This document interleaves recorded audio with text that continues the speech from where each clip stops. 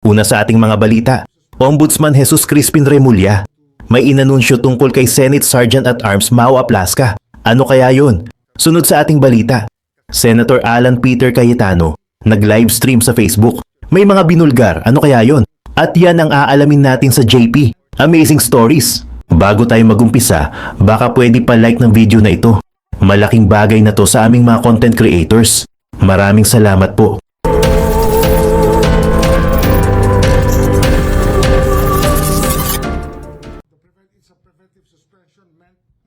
May 15, 2026 nang tuluyang maglabas ng utos si Jesus Crispin Remulla laban kay Acting Senate Sergeant at Arms Mau Aplasca matapos ang kontrobersyal na insidente ng putukan sa Senado noong May 13. Sa press conference ng Ombudsman, inanunsyo ni Remulla na sasailalim si Aplasca sa 6 na buwang preventive suspension na walang sahod habang nagpapatuloy ang investigasyon sa nangyari. Ayon kay Remulla, seryoso umano ang naging aksyon ni Aplasca dahil siya raw ang unang nagpaputok laban sa law enforcement personnel. Sinabi pa ng Ombudsman na hindi nila maaaring baliwalain ang ganitong klaseng pangyayari lalo na sa loob mismo ng isang mahalagang institusyon ng gobyerno. Siya po ang unang nagpaputok, diretsahang pahayag ni Remulla sa harap ng media.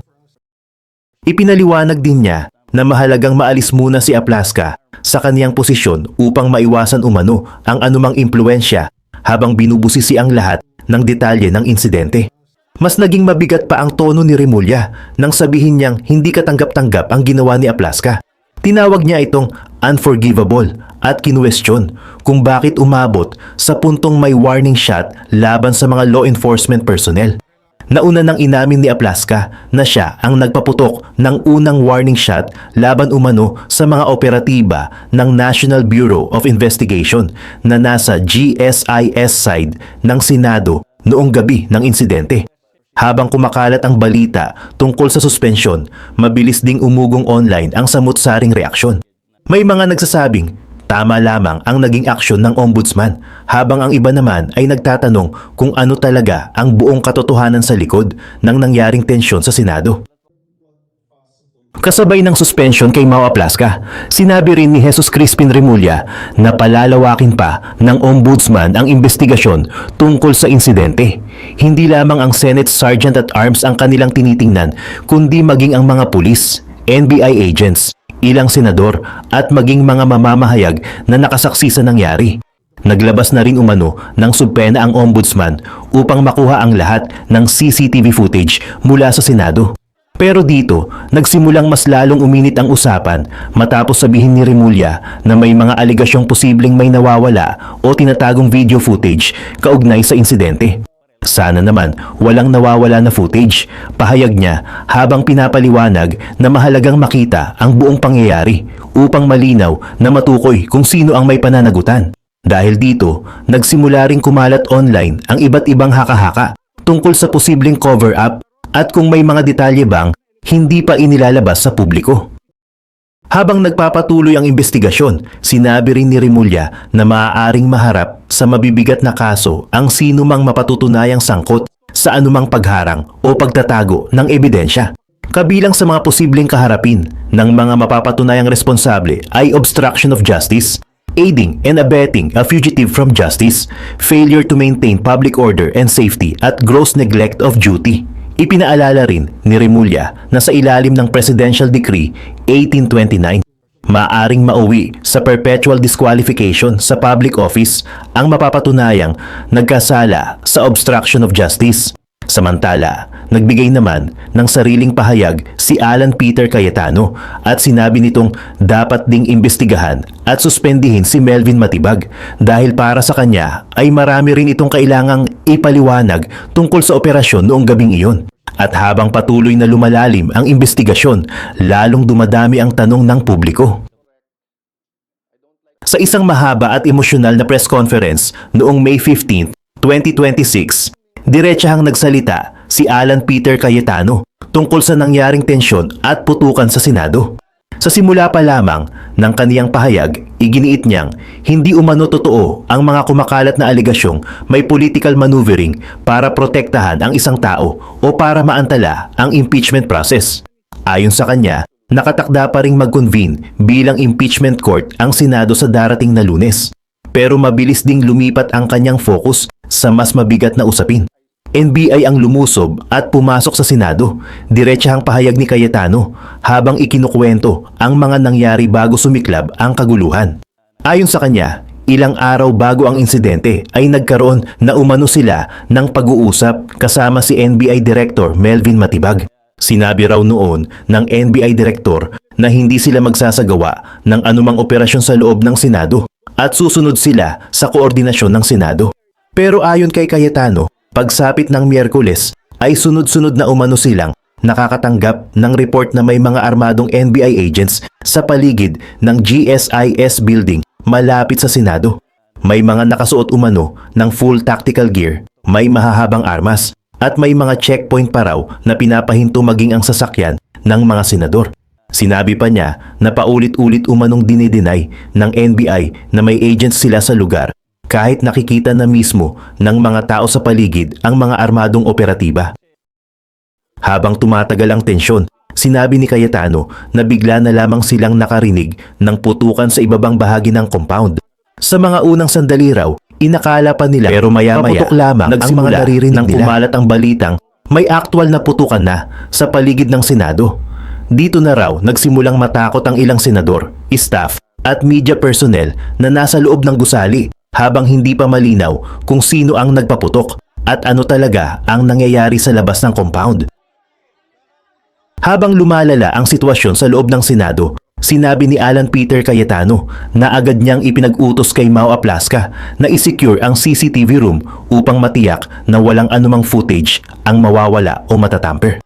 Ayon kay Cayetano, nang dumating sina Interior Secretary John Vic Remulla at mga pulis, malinaw umano ang usapan na magkakaroon ng hiwalay pero independent na investigasyon.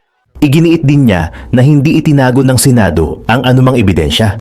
Sa katunayan, sinabi niyang agad nilang ibinigay ang CCTV footage at pinayagan ang mga autoridad na magsagawa ng investigasyon sa loob ng compound. Pero habang tumatagal ang kanyang press conference, mas lalong naging direkta ang kanyang mga akusasyon laban sa NBI. Ayon kay Cayetano, sunod-sunod umano ang kasinungalingan ng NBI tungkol sa operasyon sa Senado. Binanggit niya na una raw itinanggi ng NBI na may agents sila sa paligid ng GSIS. Pero kalaunan ay umamin din umano silang naroon sila dahil sa isang security request. Para kay Cayetano, hindi ito tugma sa normal na proseso dahil hindi naman daw trabaho ng NBI ang mag-secure ng gusali. Dito rin niya ipinagtanggol ang naging aksyon ng Senate Security at ni Mau Aplasca kaugnay sa warning shot. Ayon kay Cayetano, kung may mga armadong tao raw na papalapit sa Senado kahit may warning ng umatras, natural lamang umano na magkaroon ng warning shot bilang depensa. Pero ayon din sa kanya, ang mas mabigat na usapin ay ang aligasyon na may mga putok umanong nanggaling paloob ng Senado. Sinabi pa niyang may ilang bahala umanong natagpuan sa loob matapos magsagawa ng pagsusuri ang pulisya. Habang emosyonal na ikinukwento ang nangyari, sinabi rin ni Cayetano na traumatized umano ang ilang senador, staff at media personnel dahil sa tensyon noong gabing iyon. Para sa kanya, hindi raw dapat maliitin ang takot na naramdaman ng mga taong nasa loob ng Senado habang hindi nila alam kung hanggang saan aabot ang kaguluhan. At habang nagpapatuloy ang magkakaibang bersyon ng mga kampo, lalo namang lumalaki ang tanong ng publiko. May operasyon nga bang sumobra sa kontrol? O may mas malalim pang political conflict na itinatago sa likod ng nangyaring putukan sa Senado? Na ito po'y lahat na nagaganap para protektahan lang po ang isang tao ay hindi katotohanan. Hindi po kami magko-convict dahil lang po sa politika, hindi rin po kami mag-a-acquit dahil sa politika. Impartial impeachment trial ang nasa konstitusyon, yun po ang balak naming gawin. So truth number 1, NBI ang lumusob at pumasok sa Senado at nakipaghabulan sa isang senador kahit pwedeng hintayin na lang sa session hall or sa office of the President. Fact number 2, ginugulo nila kasi nasira yung kanilang narrative. So fact number 2, pwede nang mag-umpisa sa Monday ang impeachment trial. Ako nga'y medyo nababahala kasi baka gamitin yung issue na to para maraming magsalita sa Monday, tapos sa amin ibabalandra kung bakit may delay sa impeachment. Fact number 3, kinausap, inimbita ko sa opisina ko, sabi ko pwede pa siya magsama, pero pinili niyang mag-isang pumunta sa office.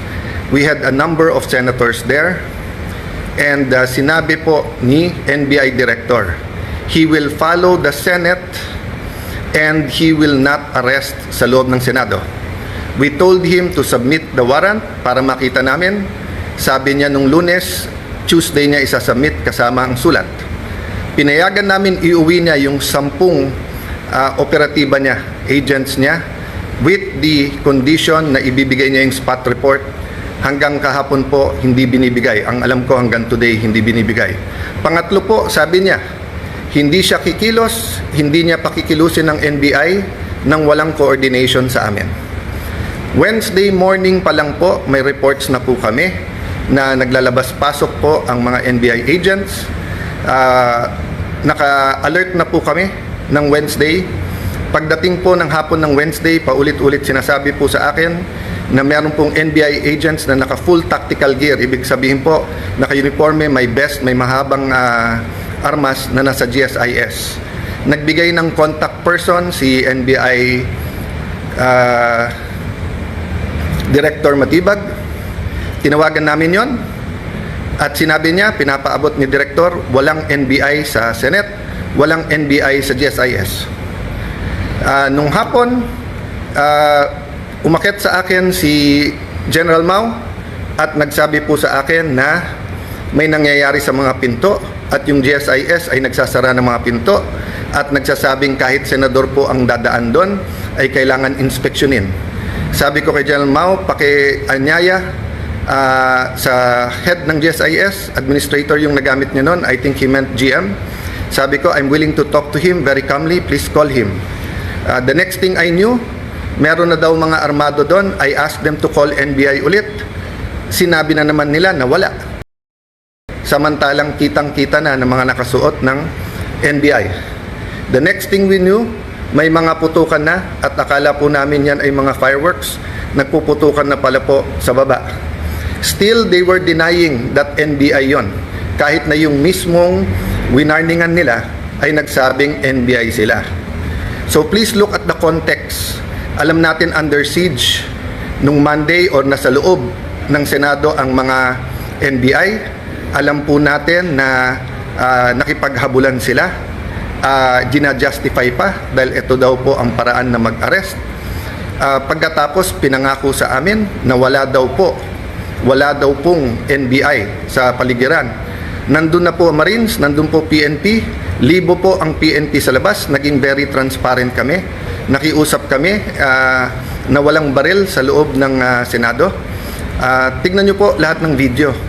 So nung nangyari na po yun at hindi na po namin alam kung sino kakausapin dahil nagkaipitan na sa loob ng kwarto ang bawat isa, ginamit natin Facebook. Ang sumagot po ay si Secretary ng Interior na si John Vic Remulla. Dumating siya, sabi niya, please allow the police inside. Nag-usap kami, sinabi niya, secure kagad, I'll be there in 10 minutes, secure the CCTV. Agad kong sinabi, kay as soon as nakaakyat na po si Sergeant at Arms Mao, sabi ko, secure the CCTV room, huwag niyong gagalawin. Pagdating ng mga police, make sure you have 2 copies, isa sa kanila, isa sa amin, para hindi po matamper. Yun din po pinag-uusapan ng ibang senador sa loob ng room.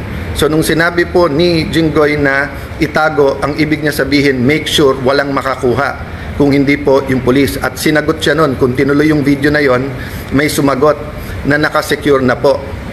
As soon as Secretary Remulla came, the first thing he did was kamustahin kung okay kami, kung secured yung mga senador.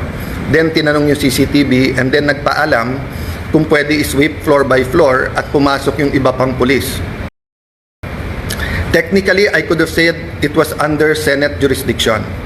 But he gave me his word and he followed his word that this will be a investigation that is independent. So dalawa po, joint investigation to. Lahat po ng CCTV agad binigay. Pangalawa po, lahat ng crime scene hindi po namin tinago.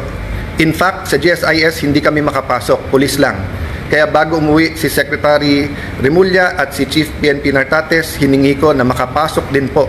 Kasi nung una, inilalabas ang narrative ng iba na wala daw putok from the other side. Nung una, isa pa lang ang nakitang putok o bala na tumagos galing sa kabilang side. Pero nung pinayagan kami sa loob at nung pagkatapos po na inusisa ng mabuti ng PNP, nakita po na may at least 5. So what am I saying here? This is the results of the independent investigation so far. The President, and I thank him for calling, checking how we are, and assuring us that he told everyone to stand down, the military, the PNP, and the NBI. But I told him, sir, the NBI has been lying to us. Sabi niya, hindi, susunod sa kanya yung NBI. Sabi ko, sir, with all due respect, nandito naman si Sec. John Vic, siya na mag-report sa'yo. So, dun sa mga nagsasabing this is stage or whatever, di ba, we allowed every single transparency measure, we allowed the investigation. In fact, pag akyat namin ng 5th floor, kahit wala sa usapan, sabi po ni Secretary Remulla, ibaba ang mga armas ng OSAA. I saw his wisdom para nga hindi magka-inkwentuhan, para hindi magkaroon ng miscommunication or hindi questionin ang intention ng bawat isa. Pinababa ko sa mga OSAA yung mga armas. Sa 5th floor yon. We went to the 1st floor, nakita nyo naman yung press con. After the press con po, may nahuli na sinasabi niyang confidential assistant, confidential agent po siya. Confirm po yan at kinasuhan na po yan. At sinabi din po niya kung sino nag-utos sa kanya na taga-NBI. It is about this time na nagsimula pa lang mag-iba ng narrative ang NBI. Biglang umamin na nandun at biglang may sulat daw na ang GSIS ay nag-request ng security. Kailanman po wala sa history ng GSIS na NBI ang kanilang tatawagin. Parati po yung pulis. Ang NBI po ay hindi taga-secure. And even assuming for the sake of argument, may usapan na po kami ni Director Matibag na in the building, around the building, kasi pinangako niya sa akin walang checkpoint sa labas ng NBI. Samantalang nakita namin po yung video, NBI, pinabubuksan po yung mga kotse ng senador. This was on Monday. So sunod-sunod po ang kasinungalingan po ni NBI Director. I believe he's lying to the President. That is my personal belief. I believe he is giving him false narratives. Kasama po nila si Senator Trillanes nung Monday. Senator Trillanes had no personality to do that, but he is in coordination with many. Let me express my sadness,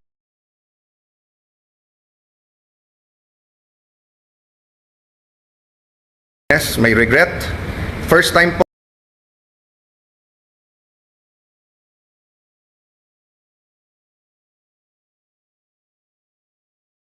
na ganito nangyari sa Senate. Usually po, nabangga lang, nauntog lang yung isang senador, nadapa. Nandyan na yung 24 to see how you are. Usually po, may threat pa lang sa Senate, pupunta na dyan lahat to see how. But makita nyo naman po, parang bula na wala po yung buong minority. Pagkatapos, wala kaming narinig hanggang mga 10, 10:30. Nung sinabi lang po, ay 9, 10, I don't know the time anymore. Nung sinabi lang ni Senator Camille that we're okay, doon lang nagparamdam yung iba. And then ngayon, sunod-sunod, galing sa minority, pinagbibintangan pa ang majority at ang Senado. Pinaligiran tayo ng NBI, naka-full tactical gear. When we defended ourselves sa Senado, sasabihin nyo pa, nakakalungkot at magulo ang Senado. Nakakalungkot po because never nangyari to sa institusyon ng Senado. Even po yung mga kapatid natin sa kaliwa, sa progressive group, nandyan po ako nung Batasan 5. Hindi natin pinayagan na arestuhin kayo dyan sa loob. Kasama ko pa ho si Senator Lacson noon na binisita kayo. Binigay namin ang moral support. So alam nyo po anong ibig sabihin po ng courtesy ng wag mag-aaresto sa Batasang Pambansa or dito po sa Senado. Having said that po, there are different issues na sinagot ko na sa inyo. But I'm going live today because I heard the Ombudsman will do an independent investigation. That is good news. But I also heard that he issued a suspension against General Mao. Assuming for the sake of argument that it is a valid suspension, and the reason is preventive suspension para hindi magulo yung investigation. Number one, there is a duty to inform us so that we can replace, so that we can make sure na safe ang Senado. Remember, the impeachment is going to start on Monday. So how can we secure and make sure matuloy at hindi na naman kami guluhin tapos kami na naman ang pagbibintangan? Number two, bakit po, and I like to honor and express, diba, that in my dealings with the Ombudsman, Boying Remulla, it has always been with respect. We many times disagree, but he, to me, had an open mind. We disagree in legal, but he listened. If he disagree, he disregards. If he agrees, so let me just appeal to the Ombudsman, suspend also the NBI director. Habang patuloy pa ring pinag-uusapan online ang mga putok na yumanig sa Senado noong gabi ng May 13th, tuluyan ng kumilos ang Department of Justice para imbestigahan ang buong insidente. Ayon kay Justice Secretary Frederick Vida, bumuo na ang DOJ ng isang special panel of prosecutors na tututok mismo sa kaso. Nilinaw niya na hindi muna sila magbibigay ng sisi o konklusyon hanggat wala pang sapat na ebidensya. Kasabay nito, inutusan na rin ng DOJ ang iba't ibang law enforcement agencies tulad ng Philippine National Police, NCRPO, Pasay City Police, Forensic Units at National Bureau of Investigation na i-preserve at isumite lahat ng records at ebidensya na may kaugnayan sa insidente. Kabilang dito ang CCTV footage, ballistic reports, paraffin test results, deployment records, communication logs, incident reports at witness statements. Maging mga videos at litrato mula sa media ay hinihingi na rin ng DOJ upang makatulong sa mas malalim na investigasyon. Samantala, sinabi rin ni Vida na hihingin nila ang cooperation ng Senado, particular sa Office of the Sergeant at Arms sa pamamagitan ni Senate President Alan Peter Cayetano. Layunin umano nitong makuha ang lahat ng posibleng ebidensya mula mismo sa loob ng Senate Complex kung saan nangyari ang tensyon at putukan na naging dahilan ng panic at lockdown noong gabing iyon. Habang lumalalim ang investigasyon, lalo namang dumarami ang mga tanong online. Sino talaga ang unang nagpaputok? Ano ang tunay na nangyari sa loob ng Senado? At bakit tila maraming magkakaibang bersyon ang lumalabas tungkol sa mga armadong taong nakita noong gabing iyon?